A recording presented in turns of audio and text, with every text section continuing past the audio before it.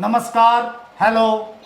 आज मैं इस देश के इतने बड़े शख्सियत से आपकी मुलाकात कराने जा रहा हूँ कि आपको भी आश्चर्य होगा और आप गौरवान्वित महसूस करेंगे कि कोई व्यक्ति इतना मॉरल इथिक्स को लेके आया है हमारे समाज के नवनिर्माण के लिए। इस देश को ऐसे ही लोगों की ज़रूरत है। हमारे बीच कोई और नहीं, माननीय जिला न्यायाधीश रिटायर्ड सेवा प्राप्त अर्चना मैम जी हैं। अर्चना जी की तारीफ अगर किसी को सुनना हो तो दिल्ली के किसी भी वकील से पूछिए।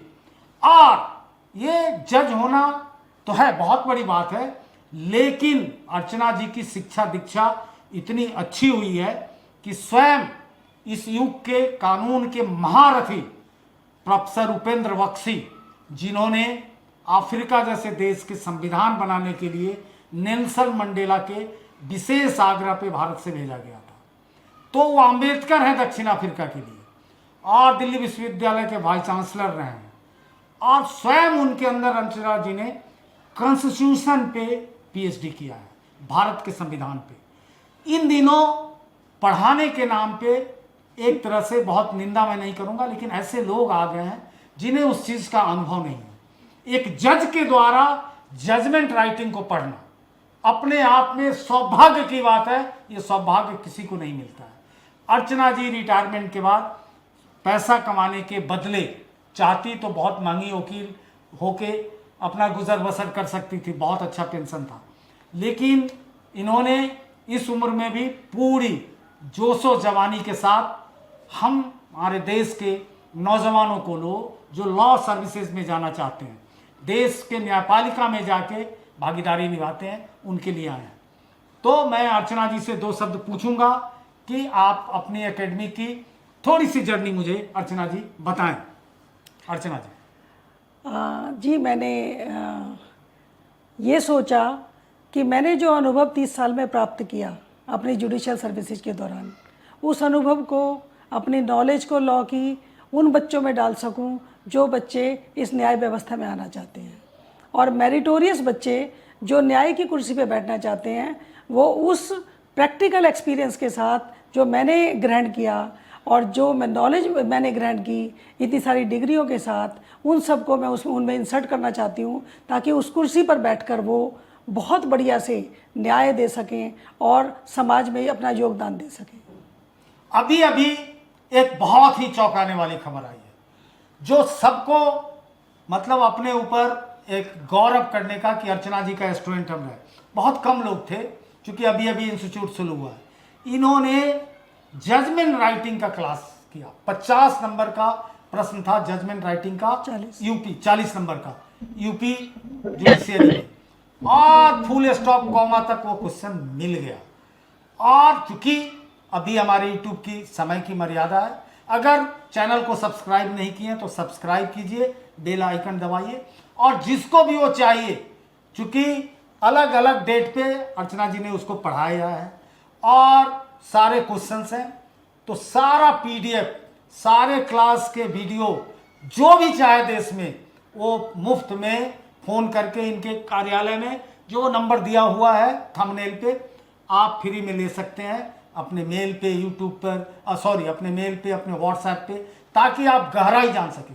अब थोड़ा मैं अर्चना जी से गुजारिश करूंगा कि थोड़ा उन प्रश्नों पर प्रकाश डालें। देखिए, यूपी मेंस में जो इस साल हुआ 22-23 वाली परीक्षा, उनके लिए एक प्रश्न आता है practice procedure and evidence paper law paper 2 में, जिसमें जो एस्पिरेंट्स होते हैं उनको सिविल में plaint writing, WS writing, settlement of issues और जजमेंट तक देने को कहा जाता है, और क्रिमिनल में चार्ज फ्रेमिंग और उसके बाद जजमेंट लिखनी होती है। ये प्रश्न ज़्यादातर बच्चों के लिए थोड़ा सा डिफ़िकल्ट होता है, क्योंकि उनको इसके बारे में जब तक वो जज नहीं है या जब तक उन्होंने कोर्ट में प्रैक्टिस बहुत अच्छे से नहीं की है, उन्हें अंदाज़ा नहीं होता है कि कैसे लिखना है। और ये सारे के सारे जो टॉपिक हैं ये बहुत टेक्निकल हैं। लॉ के प्रोविज़न के हिसाब से उनका एक पर्टिकुलर फॉर्मेट है, उस फॉर्मेट की एक एक चीज़ को फॉलो करना पड़ता है। और जरा सा भी गलती हो जाने से वो पूरा क्वेश्चन गलत हो जाता है। अदरवाइज वो क्वेश्चन बिल्कुल मैथमेटिकल एनालिसिस के हिसाब से 100% मार्क्स ला सकता है। हमने यही सोचकर जजमेंट राइटिंग की क्रैश कोर्स 2 महीने के लिए शुरू की, 20 मार्च से 20 मई तक, और उसमें यूपी पीसीएस मेंस के भी जो बच्चे परीक्षा दे रहे थे उन्होंने ज्वाइन किया हमें, ऑनलाइन और ऑफलाइन। और हमने क्रिमिनल की 2 केस स्टडी और सिविल की 2 केस स्टडी उन्हें दी और उस पर उन्हें सारा काम करवाया। उनको प्रोविजंस के साथ उन्हें ये बताया कि कैसे हमें फॉर्मेट में और कैसे आंसर लिखना है, वो वाला आंसर। और हमने सिविल में 2 केस स्टडी ली और हमने केस स्टडी 1 में जो सवाल लिया और जिसमें हमने plaint writing, WS writing, settlement of issues कराए और जजमेंट भी लिखवाई, वो same case study law paper 2 में, प्रोसीजर और एविडेंस के पेपर में क्वेश्चन नंबर 1 के रूप में एग्जैक्टली बिल्कुल करेक्ट एज इट इज आ गया।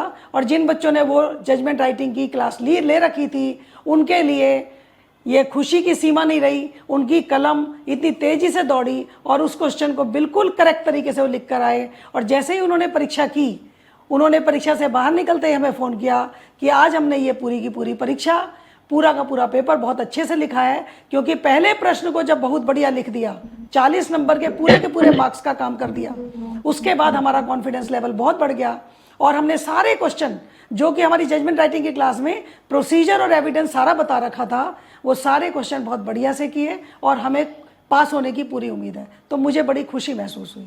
अब अर्चना जी, अब तो आपका नाम हो जाएगा बाजार में कि क्वेश्चन लड़ाने वाली मैम। चलिए, बहुत अच्छी बात है। अब बताइए कि आने वाले बच्चों के लिए क्या योजना है आपकी? देखिए, जहाँ तक क्वेश्चन सेम आने की बात है तो नेचुरली मैंने तो कभी सोचा भी नहीं, मुझे तो पता भी नहीं कि क्या क्वेश्चन आने वाला है, लेकिन मैंने वो केस स्टडी, चारों केस स्टडी ऐसी चुनी थी जो ज़्यादातर कोर्ट में आती हैं, ज़्यादातर कोर्ट में वो लिटिगेशन आती है, और बाई चांस वो वाला question same with the same facts आ गया। और अब हमने ये सोचा है, मुझे ऐसा लगता है कि प्रिलिमिनरी एग्जामिनेशन जुडिशरी का किसी भी स्टेट का हो वो उतना मुश्किल नहीं होता, क्योंकि लॉ की नॉलेज पता है तो आप ऑब्जेक्टिव में टिक टिक करके उसे ठीक कर लोगे। अगर आपकी नॉलेज बिल्कुल करेक्ट है तब भी आप नेगेटिव मार्किंग नहीं होगी, आप फटाफट से प्रीलिम में पास हो जाओगे। लेकिन जब आप मेंस के परीक्षा देने आते हो तो मेंस की परीक्षा में आपके दिमाग की पूरी नसें, आपके दिमाग में क्या क्या है, कितना आपने लॉ को समझा, कितना आपका कॉन्सेप्ट क्लियर है, कितनी आपकी लैंग्वेज की क्लैरिटी है, कितना आप एप्लीकेशन कर सकते हैं लॉ का केस पर, ये सब चीज़ें क्वेश्चन आंसर फॉर्म में आपके मेंस के पेपर में जो सब्जेक्टिव होता है वो खुल जाता है। और बच्चे जो लीगल फील्ड से नहीं हैं, जिनके पास विरासत नहीं है अपने पीढ़ियों से वकील होने की फैमिली में या जज होने की, उन लोगों के लिए ये पेपर थोड़ा सा डिफ़िकल्ट होता है, क्योंकि प्रैक्टिकल नॉलेज वो आंसर में झलकनी चाहिए। तो आंसर राइटिंग एक बहुत बड़ा चैलेंज है जुडिशरी के बच्चों के लिए जो दिल्ली या किसी भी स्टेट का क्वेश्चन लिखते हैं। और ज़्यादातर बच्चे जो मेरिटोरियस होते हैं, इंटेलिजेंट भी होते हैं, उनकी नॉलेज भी अच्छी होती है, कॉन्सेप्ट अच्छा होता है, लैंग्वेज भी सही होती है, आंसर राइटिंग में मात खा जाते हैं। इसके लिए हमने ये स्कीम बनाई है कि अब मैं 15 जून से एक क्रैश कोर्स चलाऊँगी जिसमें मैं टेस्ट सीरीज शुरू करूँगी। और टेस्ट सीरीज में मैं एक एक सब्जेक्ट से लेकर एक एक टेस्ट बनाऊँगी और वो टेस्ट में हम बच्चों को देंगे वीकली। वो हफ्ते में एक दिन में, सैटरडे या संडे में वो पेपर करेंगे और जब वो आंसर करेंगे तो उनका इवैल्यूएशन करने वक्त हम इवैल्यूएशन के साथ वो पूरे हफ्ते में उस पूरे पेपर के बारे में बताएंगे कि उन्होंने आंसर सही तरीके से लिखा है कि नहीं लिखा है, आंसर जो रिक्वायर्ड है उस तरीके से लिखा है कि नहीं लिखा है, उसमें एक्सपीरियंस की, नॉलेज की, लैंग्वेज की या कॉन्सेप्ट की कमी है कि नहीं है, और परफेक्ट क्वेश्चन आंसर क्या कहते हैं, परफेक्ट क्वेश्चन का हमें आंसर कैसे देना है वो हम बताएंगे, जिसमें मेरा अपना एक्सपीरियंस, मेरी अपनी नॉलेज और हमारे ग्रुप का, हमने इस संस्था में 7 जजेज और IPS ऑफिसर, इन सबको जो रिटायर्ड हैं उनको इकट्ठा किया है। वो हमारे बोर्ड ऑफ स्टडीज में हैं, वो हमारी क्लासेज भी लेते हैं। उन सबके ज्ञान को, उन सबके अनुभव को हम उसमें डाल के बच्चों को बताएंगे कि असल में आपको किस क्वेश्चन का कैसे और कितने अच्छे तरीके से जवाब देना है जो प्रभाव डाल सके और आपको लिस्ट में ला सके पास होने की। इसका फीस कितना रखा है मैम? वैसे तो ये अनुभव और ये नॉलेज और ये ज्ञान की कोई कीमत नहीं है, लेकिन जो समय है और जो उसके ऊपर कॉस्ट आएगी उस हिसाब से हमने उसे 1999 में रखा है ऑनलाइन वाले बच्चों के लिए और 2999 में ऑफलाइन वाले बच्चों के लिए रखा है। वो बच्चे आकर अपना परीक्षा दे सकते हैं टाइमलाइन के अंदर। जब वो परीक्षा का आंसर हमारे पास पहुंचेगा तो हम उन्हें बता पाएंगे कि उनका आंसर कितना, किस डिग्री तक और कैसे सही है और कैसे हम सही कर सकते हैं। मैडम ये तो बहुत सस्ता है। लगता है कि अब आप लोग विलंब मत करें, मैडम के ऑफिस में संपर्क करें और अधिक से अधिक संख्या में आप नामांकन कराएं।